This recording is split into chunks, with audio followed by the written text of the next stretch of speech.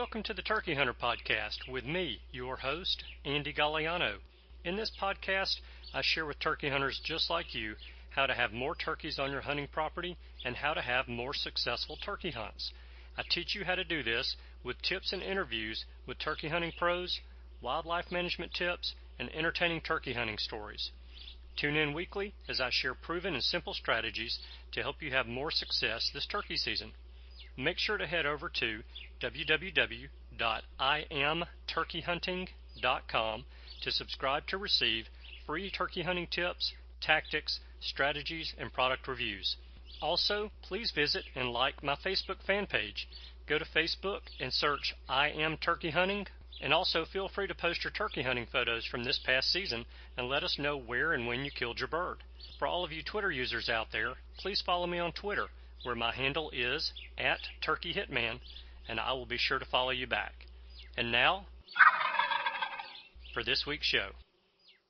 Hello, and welcome back to this week's episode of the Turkey Hunter Podcast. You are listening to episode number 133, 2017, Turkey Hunting Season Recap and Lessons Learned. And I am your host, and the guy who is on location from Arizona, chasing turkeys. So the intro and the outro are going to be very quick today because of two reasons. Number one, I just mentioned that I'm on location in Arizona and we are turkey hunting, and so we're about to get back out after them. Reason number two is I have a long episode for you today. So we're going to jump right into it right now, and I will see you guys on the other side. Hey guys, I am on the phone today with the Turkey Hunter Podcast intern, Cameron Weddington. Cameron, how are you today? Doing well.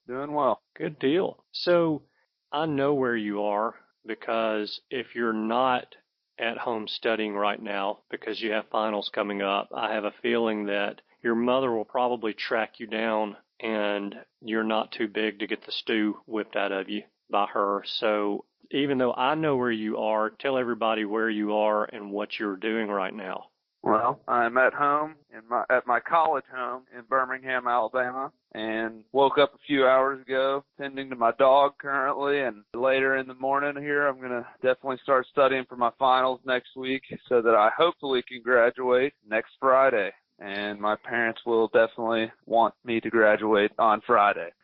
Yes, indeed. I would imagine they do. So I've got to tell this story just because it's too funny. Some of you may know that Cameron not only interns for me for the Turkey Hunter Podcast, but Cameron did an internship for me for the mortgage company this spring. So in order to pass the internship, and correct me if I'm wrong, Cameron, but it's a pass or fail. Yes, it's a pass-fail class. Yeah. And he had to pass to graduate. So we're not real sure if he has passed the internship yet or not, but we think that he's probably going to pass that class. So in order to pass the class, he had to write a paper and present it to his class about what he did and what he learned during his internship. And that presentation was yesterday, is that right? Yep, had the presentation yesterday, wrote a paper and turned it in yesterday, did all the fun things. Fantastic. So another part of the requirement in order to pass that class was for the person that you reported to during your internship to write a letter for you as well. That person that had to write the letter is me. Which is a scary thought. I'm glad that you have the respect for me that you should. I'm glad that you know me like you should now after all this time. So you guys know that I like to pull a prank every now and again. So I wrote a letter for Cameron. I actually wrote a letter about Cameron to give to the person who is the administrator over the internship program at Samford University in Birmingham. And I don't have the letter in front of me, but in the letter, I was required to list out what Cameron did during his internship at the mortgage company. And some of Cameron's job duties at the mortgage company included running a trap line for raccoons, dispatching raccoons and possums, interviewing turkey hunting pros at the local sporting goods store when they had their turkey day. What else is on the list, Cameron? Oh, scouting for wild turkeys via Google Earth. Yeah, that was a good one. That was a very good one, and you excelled at that, by the way. I got plenty of pins dropped throughout my mortgage experience. You also did some scouting for a turkey hunting trip in North Carolina. Yes. Went on a corporate trip to North Carolina to hunt turkey. Yeah, it was a field trip. It was a learning trip was what it was. And it really was a learning trip. And we need to talk about that trip a little bit as well, so we'll touch on that in just a minute. But that is pretty much along the lines of what I put in Cameron's mortgage internship letter to give to the administrator over the program. Yeah. The dispatching raccoons would have solidified my pass for sure, in my opinion. You got to be pretty proficient at it.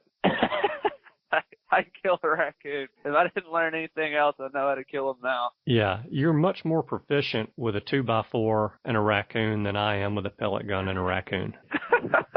And we're just going to leave it at that. Yeah, that's a good, they can interpret that any way that they want to. Absolutely. So, all right, we're going to move off of that subject, but it was awfully fun giving Cameron that letter yesterday for him to give to the administrator of the internship program. And, of course, he knew that he was not going to give her that letter and that was not going to be the one that was submitted by me. So I wrote him a nice, very complimentary letter. And he actually has not seen that because I don't want him thinking that he's done such a great job that he can just slack off going forward. But I have a feeling he's going to get a capital P in that class. So yeah, I hope so. If not, I'll be very upset. And I really don't want to have to come back and pay to go to school next year to take an internship class again. So. Yeah, for what, 1 hour credit? Yeah, exactly. Yeah, so sorry, Mom and Dad, I couldn't graduate because I lacked 1 hour of credit because Andy failed me in my internship. Yeah, that's probably you might be getting a phone call. It probably won't be a very nice one. I don't think it'd be just a phone call. I wouldn't be surprised if they showed up knocking on my door one morning. So, yeah, that wouldn't go over very well. But like I said, that is not why we're talking today. We're talking today to do a little recap of our 2017 spring turkey hunting seasons. And so I'm going to let you go first, and I want you to kind of summarize your season. Give me the Cliff's Note version of your season, and let's say do it in 4 sentences. Okay. It started out with a bang. Went really dry until Tennessee season opened up. Tennessee was great. I'll never hunt in Alabama again. That was 4 sentences. That's pretty strong. That's my 4 sentences that I choose. Oh, gosh. All right. So I guess I've got to play by the same rules and give 4 sentences to summarize my season. I put you on the spot, and I was not prepared to give my 4 sentences. So here we go. Started out with a bang, heard a lot of gobbling, was very frustrated, and ended the season with mixed emotions. All right. Okay. So those are my 4 sentences, and I've got a PS to add. I've got 1 more week of hunting. So technically, my season's not over. It could go out with a bang, or it could finish very much like it finished in Alabama. So most everybody, if they've listened to the show regularly, they know about my season and the frustrations that I've had this season. But I want you to, I guess, go into a little bit more detail about your season. So Alabama's season comes in how much earlier than Tennessee? It came in on March 15th, and Tennessee season opens on April 1st. So I was able to hunt for 2.5 weeks, I think, before. Yeah. 16, 17 days, somewhere in that neighborhood. Yeah. Okay. And in Alabama, we're allowed 5 birds, and I know what the limit is in Tennessee, but what is the limit? 4. Okay. Now, for those of you who don't know Cameron all that well, he is from West Tennessee. Yeah. And so he has family there, and he goes home to Tennessee on the weekends to hunt there, and of course when their season is in. And how many different properties do you have access to in Tennessee? Three different blocks, and we just got a new one for next season that we're really excited about, that my brother went down to and heard 3 different birds on. So we got next season I'll have 4, and this year I have 3 pretty good sized blocks of land I could hunt on. Okay. And so when you say pretty good size, what are one's 400 acres, one's 800 acres, and then the other one's a combination of 3 properties that have permission from all 3 landowners to hunt, and it's probably another 300 acres. Okay. All right. So Alabama starts off, and actually Alabama started during your spring break week. Yep, I had to miss the first 3 days of Alabama season. But when you got back to Alabama from spring break, you did pretty good your first day out, didn't you? Yeah. I got back, and everybody thought I was crazy after spring break, waking up the next morning at 4 a.m. to go turkey hunting. And some went people out there just don't get it. Yeah, they don't understand. I've been waiting for 365 days to do this.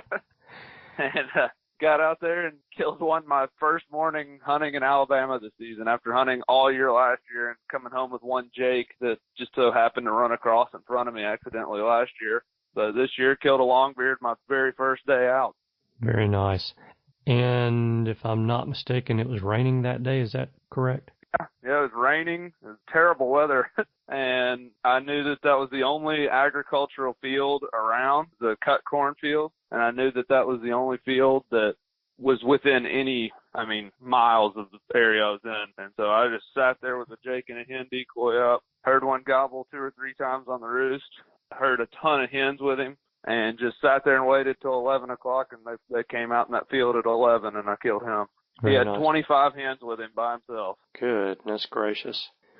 Man, I wonder how long it takes to breed 25 hens to get to where that bird would be truly callable. Oh, he probably would still have, he obviously doesn't have hens anymore because his birds are hanging up in my room, but he would probably still have a couple hens, I would think. There had to be a couple jennies in that group that probably would be able to build a good nest. Yeah. All right, so that was your first day out. That gave you roughly, and I forgot about spring break, so you didn't actually have 16 or 17 days in Alabama of hunting before you started up in Tennessee. Yeah, you had more like 2 weeks. Yeah, I probably hunted, I'd say 11 to 12 days actually hunted. I think I had to take 1 or 2 off because I had test the next day, but I probably hunted 11 to 12 days before Tennessee started. Yeah. All right, so in Tennessee, well, what happened over the next couple of weeks that you hunted in Alabama? Well, my goal, that turkey I killed was on the only piece of private property I have permission to hunt in Alabama. And that was the only gobbler I heard there, and I'm pretty sure that was the only gobbler around there, judging by he had all the hens with him and stuff. And so my goal for the season, one of them, was to kill a turkey on Alabama public land, which I wish I would not have made that a goal of mine at this point, looking back. But so I set out to do that and went, just walking miles upon miles every day, chasing turkeys on Alabama public land until Tennessee opened. And I heard turkeys, saw turkey sign. Every turkey I heard would gobble 2 to 3 times on the roost, fly down, nothing, never responded to any calling. I did not have a single turkey respond to hen calling. And that's how it went for every day I went until Tennessee opened up. And then I was very happy and excited to be able to jump in the truck and drive away from Alabama for a little while. Yeah. When you got to Tennessee, the turkey gods were smiling on you, weren't they? I know Tennessee a little better. I have private land I can hunt, which is a huge help. And turkeys there, those are actual just eastern turkeys, whereas Alabama has the greater wild eastern turkey, in my opinion. I think they should be called the greater. And so they were normal turkeys up there, so that was nice. Okay, so how many turkeys did you kill in Tennessee this season? I tagged out, killed 4. Nice. That was in literally I maybe have hunted 7 days in Tennessee this season. Yeah. I called up one of those. I got to double with my brother, and then another one my brother shot it. So I actually got to see 6 turkeys die in Tennessee over those days. Very nice. I'm not an incredible turkey hunter or anything, but that was the best turkey season I've had in Tennessee in a long time. It was almost sad that it ended so fast. Yeah. Because it's still going on. I'm actually going back to Tennessee for Saturday morning. I'm leaving tonight, going to hunt in the morning and come right back. I'm hunting with a guy in Franklin, Tennessee in the morning, and I'm going to try to call him up a bird. He's about to move to Washington, D.C., so we won't be turkey hunting together very much anymore after this experience, so hopefully I can get him a turkey in. Yeah, very cool. Yeah. Well, how about you? You just hunted Alabama, so. Yeah, pretty much. And, that was actually one of my goals for the year, and I'm still trying to figure out where the season went, to be quite honest with you.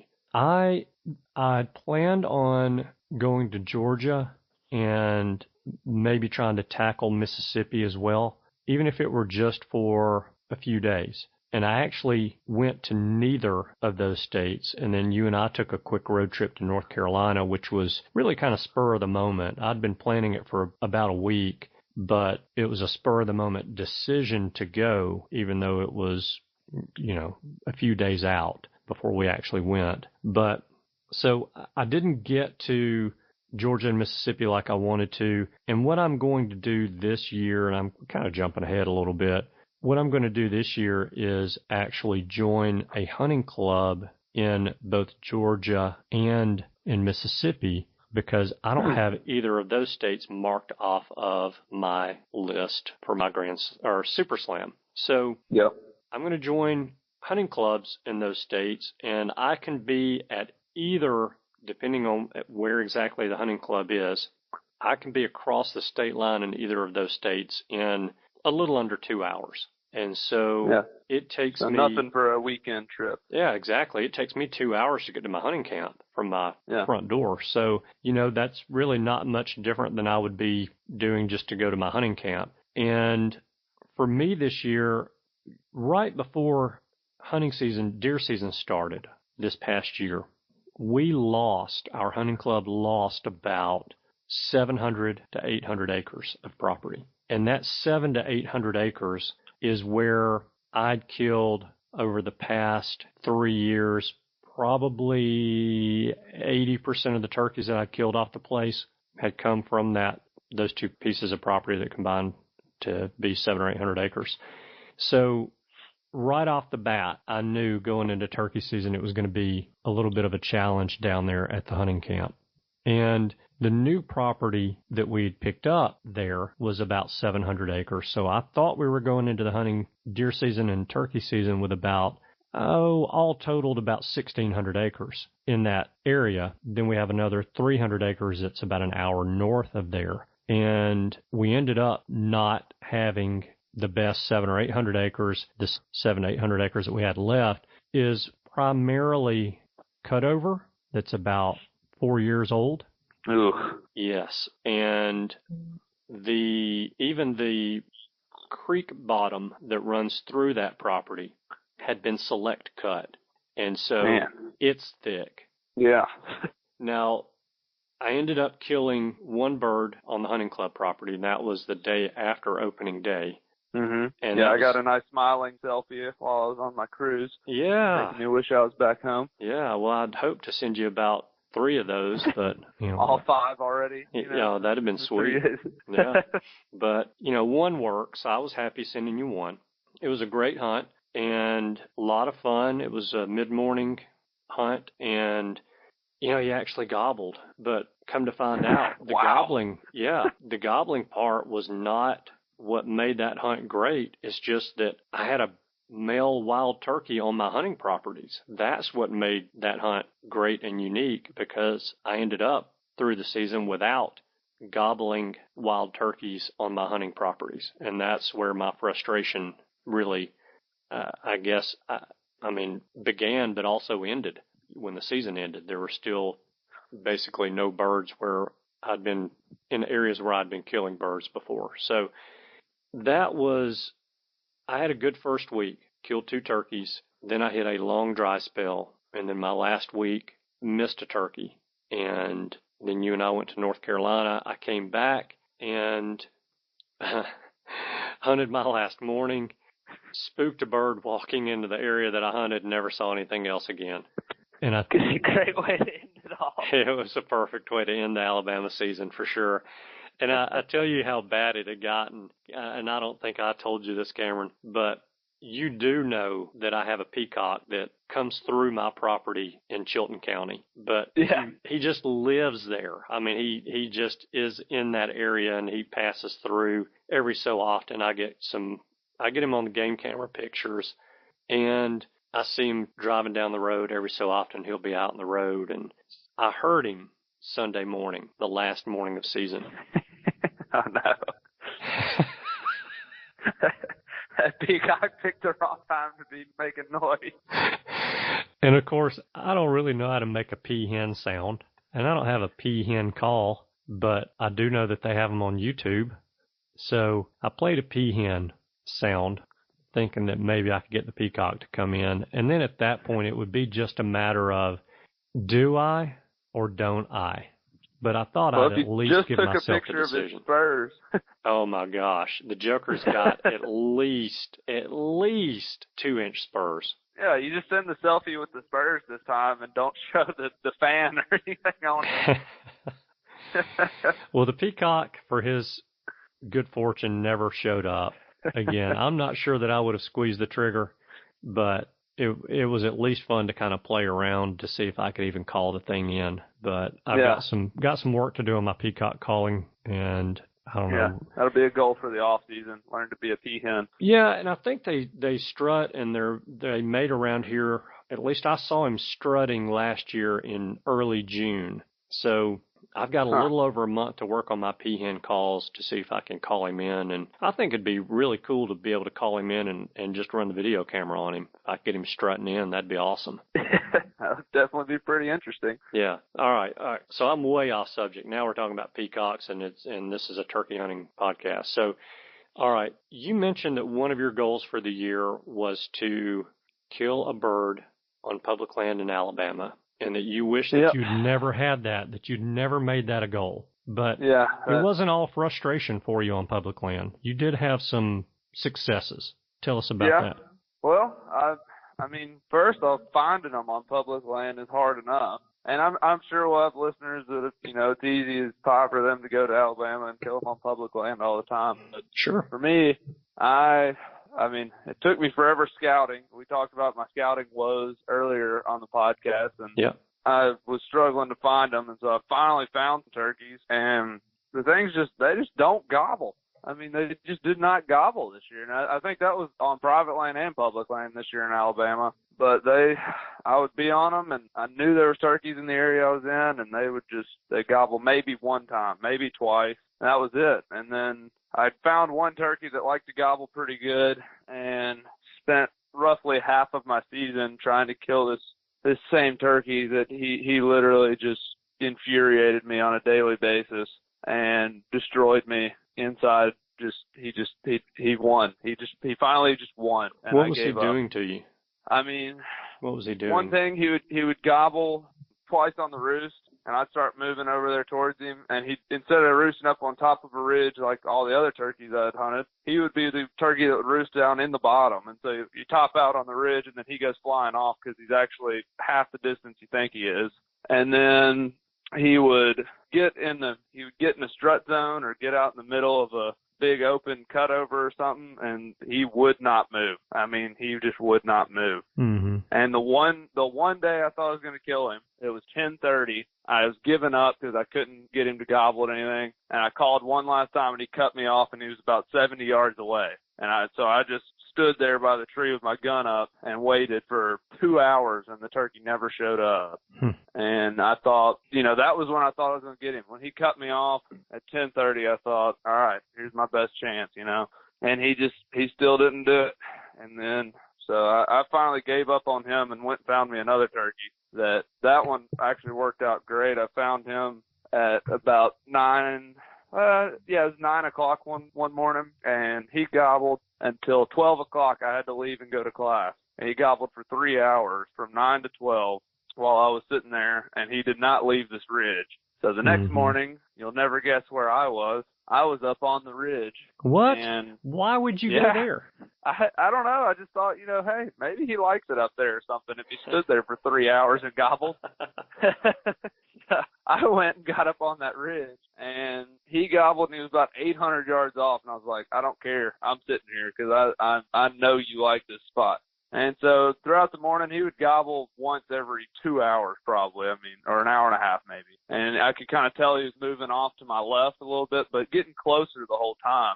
And it was about 8:30, 9 o'clock, he gobbled at about 400 yards on his own. And I swapped calls I was using the slate call. I swapped to my mouth call, and I hit that, and about the third yelp, he cut me off from about 400 yards. And I was like, all right, there we go. He knows I'm here, and I'm in his strut zone, so maybe he'll come up here. So I waited actually timed it 15 minutes, and called again, and he cut me off. He was 100 yards away, so he was coming quick.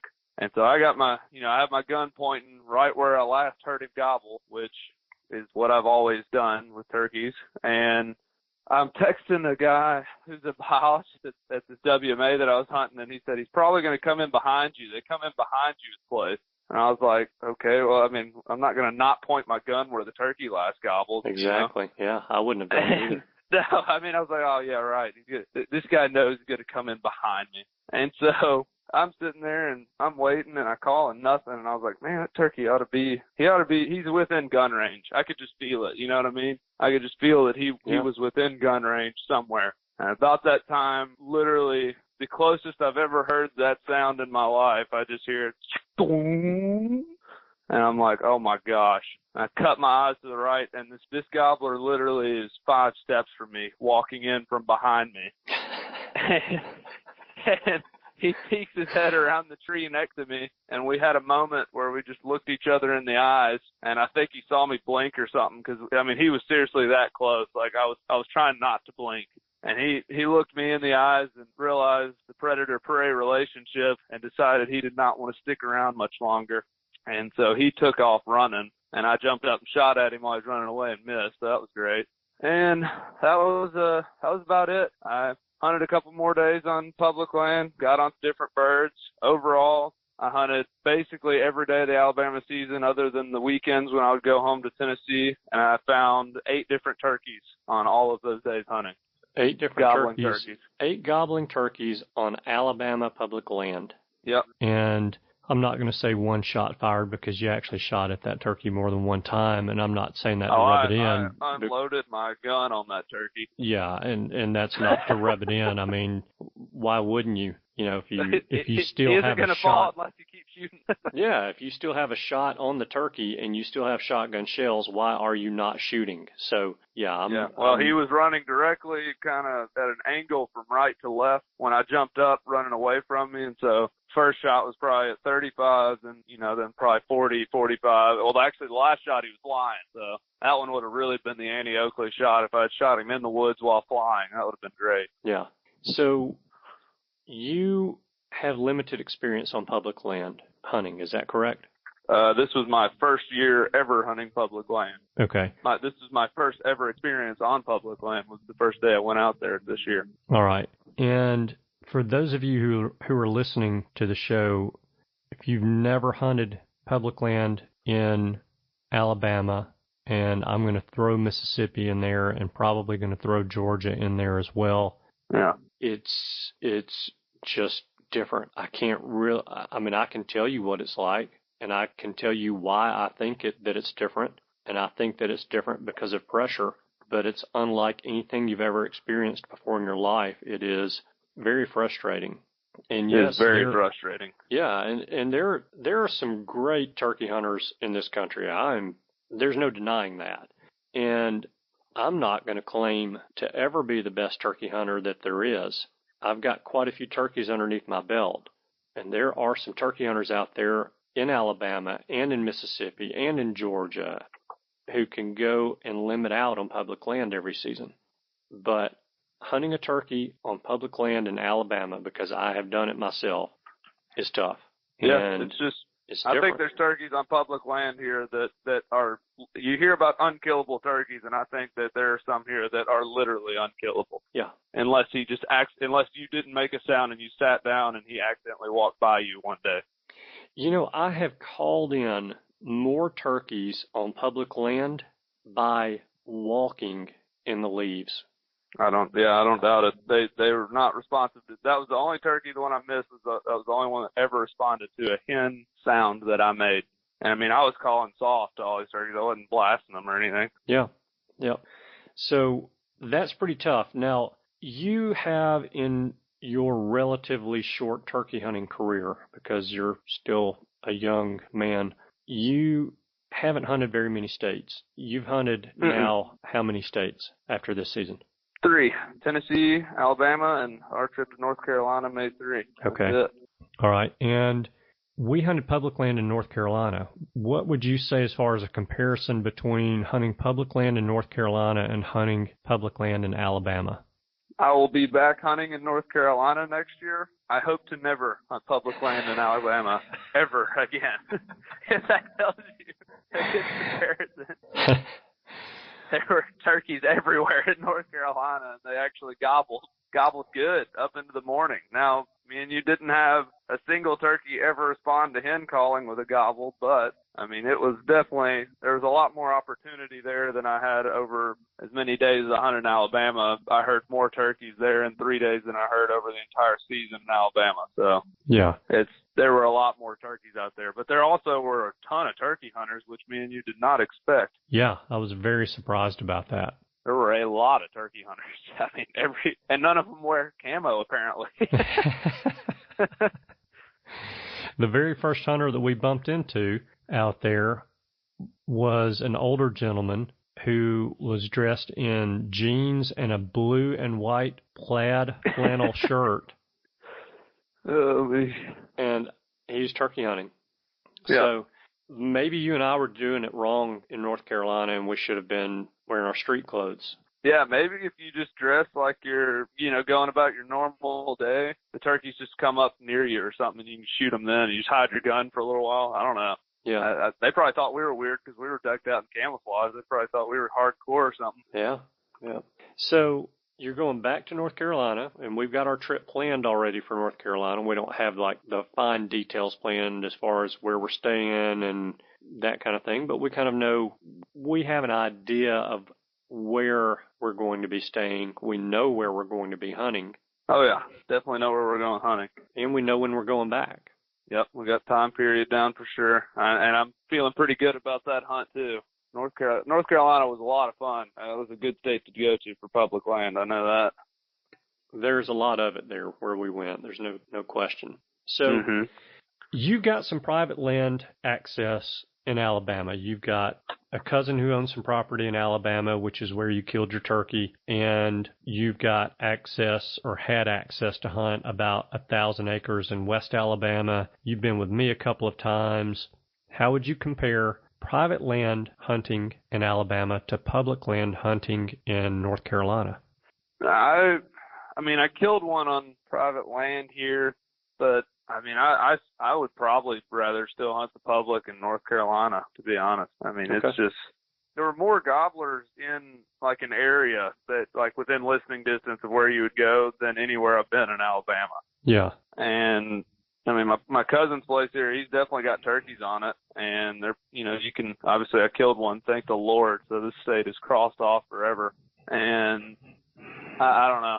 I felt like our odds were, I mean, I missed one in North Carolina, just so the listeners know. Andy called up a great gobbler for me that came in silent. He stood there and raised his head up at 40 yards and presented himself perfectly to be killed. And I pulled the trigger and he flew off. So that was great. But I mean, we did work one into gun range in a 3-day hunt that we went on late season too. So, I mean, these were pressured birds, and I would still pick. I do not plan on ever coming back to Alabama to hunt again. If for nothing else, the license is extremely expensive too for out of state. Yeah.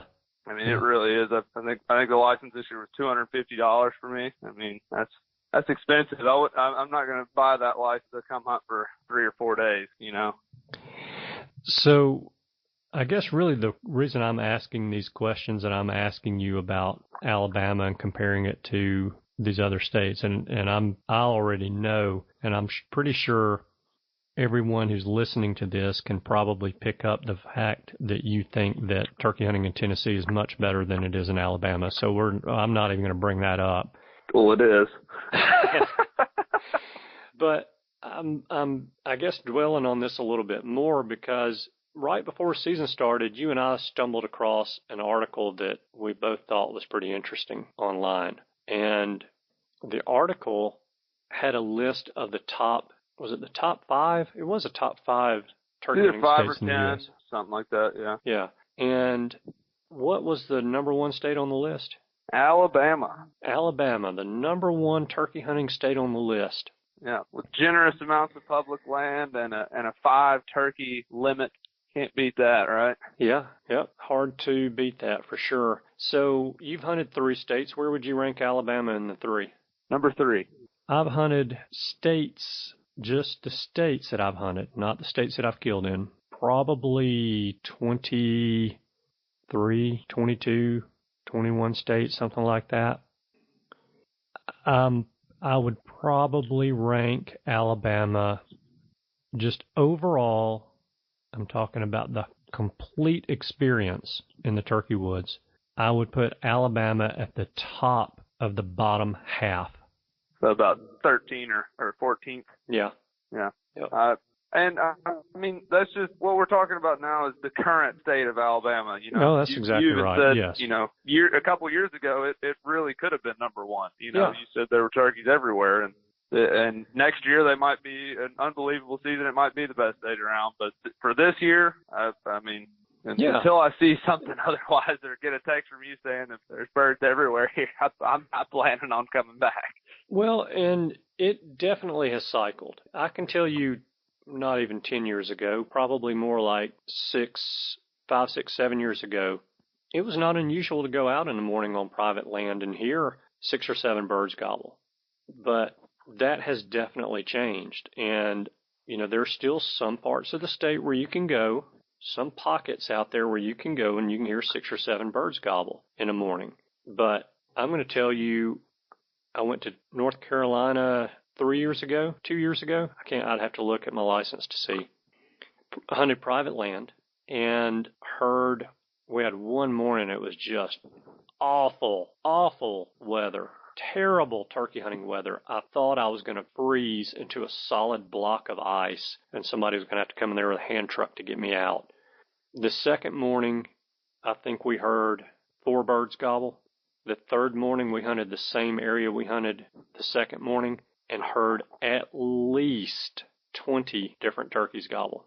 So I'm just saying all this because obviously you can't believe everything that you read on the internet. And for you guys who are trying to kill a turkey in every state, or if you're just going to neighboring states to hunt turkeys, the internet is a great place to start your research, but you need to remain flexible and you need to talk to people who really and truly hunt those states, whether that's finding people on forums or calling people from looking up the names in the back of the NWTF magazine, because there's a list of every state director in the back of the NWTF magazine. That's a great place to start. Ask for some of the chapter presidents' names and telephone numbers or email addresses. Talk to people who are actually in the woods hunting instead of sitting at a computer writing an article. And I'm going to tell you, there are very few people out there who have been to 10 different states hunting turkeys in one season that can tell you, okay, I've hunted 10 different states and here are the top 10. They haven't hunted all 50 in a season, or 49, excuse me, because Alaska doesn't have wild turkeys. So they haven't hunted all 49, so they can't give you an honest ranking of the top turkey hunting states out there when they haven't been to every single turkey hunting state and ranked them all. So yeah, if they're basing their rankings off of bag limit and supposed population that they project, big mistake. I mean, I don't think their population projection is very accurate either. Well, it might be, but they're not easy to kill anyway. Big mistake, yeah. And, you know, part of the key to being successful when you're traveling to these other states is that flexibility. And if you're hearing reports of bad hunting in Alabama, find out why. Why was the hunting bad in Alabama this year? And then make a decision about next year. You may put it off next year, but you may hear somebody or several people, because I hope that you're talking to several people who hunt in that state. You may hear several people say, well, we had a bad season because the turkeys were henned up from day 1 to day 46. Well, that tells me if they're henned up from day 1 to day 46, there probably was a fantastic hatch somewhere along the line, like last year. And so Alabama might be a good spot 2 years from now. Or maybe there was some bad weather at the end of season that destroyed quite a few nests, and the hens that were sitting on those nests are now back out looking for love. And so, there's factors out there that we need to take into account. So, all right, we've been going at this for a while, and I've still got a lot on my agenda here, so we're moving on. I think we got our point across. Yeah, I think so. There's just so much more to doing research about where you're going to go hunt than the internet. And it really, you've got to pick up the phone and call people and talk to them. And turkey hunters love to talk about turkey hunting. Yep. I mean, I get guests on this show who, when I tell them I want to interview them for 30 or 45 minutes, 2 hours later, we're still on the phone talking turkey hunting. Yeah. People love to talk turkey hunting. They will talk to you about hunting turkeys. They're not going to give you their spot. And I will promise you, if you call somebody in Alabama and you say, where do I need to start? They're going to point you in the complete 180-degree opposite direction. Yep. So, all right, we are moving on.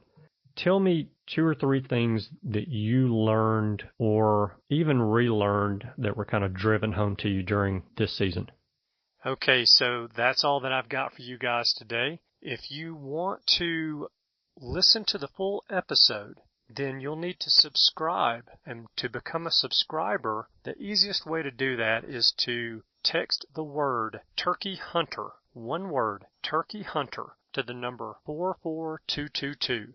What will happen from there is I will send you a text back and ask you to reply with only your email address. And once you reply with only your email address, then I will email you a link where you can subscribe to the show, where you will create a username and a password, and you can pay the $12 fee to subscribe to the show, where you can receive all of the premium content from previous episodes, as well as all the premium content for the next 52 weeks. So, if you want to listen to the rest of the show, that's how you do it.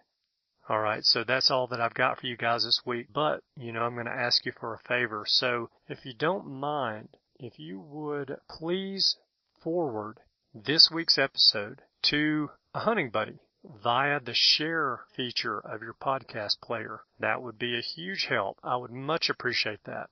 So I'm going to cut you loose and get back out into the woods. Thank you guys so much for tuning in this week. I know that you have choices. I appreciate you spending your time with us. I hope you have a wonderful week, and I look forward to seeing you again next week. Goodbye. Thanks for tuning in. You were just listening to the Turkey Hunter podcast. If you enjoyed the show, please go on over to iTunes and leave a 5-star review. And make sure to head over to www.iamturkeyhunting.com to subscribe for free turkey hunting tips, tactics, strategies, and product reviews to help you have a more successful turkey season. And stay tuned for upcoming episodes on hunting afternoon birds, how to film your hunt, and the breeding cycle of hens, as well as some guest interviews. Thanks again for listening. We know your time is valuable, and we appreciate you sharing some of it with us. See you next week.